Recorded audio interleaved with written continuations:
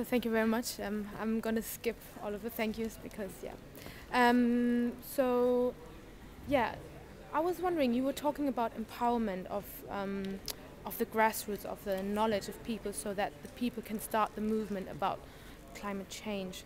But especially when it comes to Tibet, what do you think we can do? Because the political pressure that there is in Tibet, so that the government wouldn't really allow that kind of empowerment because it will coincide with political unrest and that kind of thing. So what do you think we could do to empower these people when there is this political pressure in between?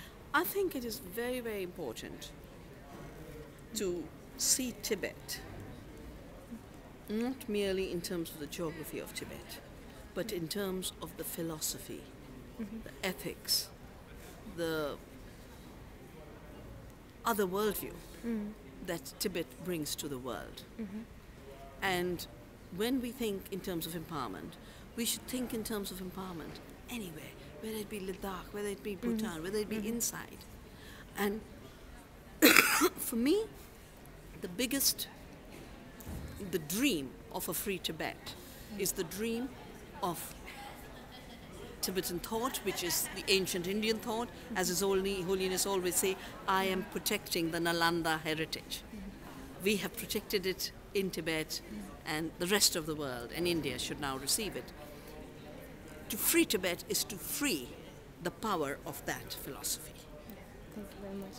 And can I ask you one last question? And it's with regard what you asked you inside, just so that the viewers can see it. And that would be, you're talking about the climate change issue in India, in Ladakh, with the drying out of the land and the heavy rainfalls. So if the Indian government would acknowledge that there's a problem, would want to improve the situation, how do you think would that coincide with the superpower of China when there are conflicts, especially in the border area between China and India? How would that not prevent India from actually taking the step and holding their grounds on climate change? The first thing is that the more it becomes clear that climate change can only be solved by another way of living and another way of thinking.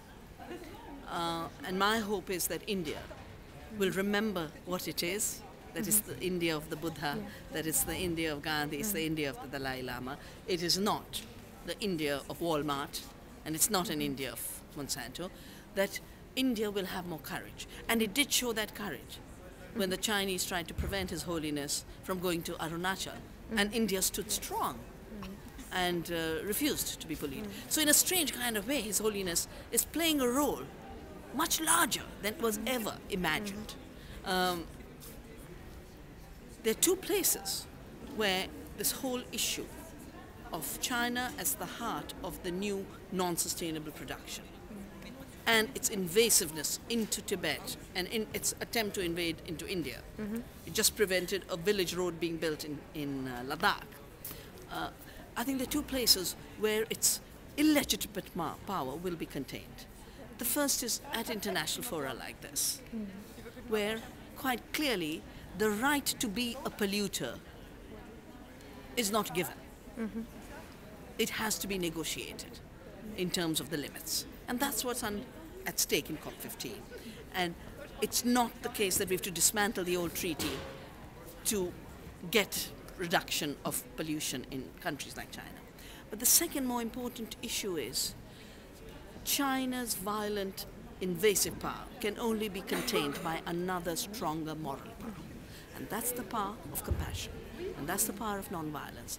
That's the power of Buddha. That's the power of Gandhi. That's the power of the Dalai Lama. And I just feel around the world that is the power that is growing. Ordinary people on the street are not being inspired by capitalist communism. Ordinary people on the street are being inspired by the Dalai Lama. Thank you very much. Thank you. Thank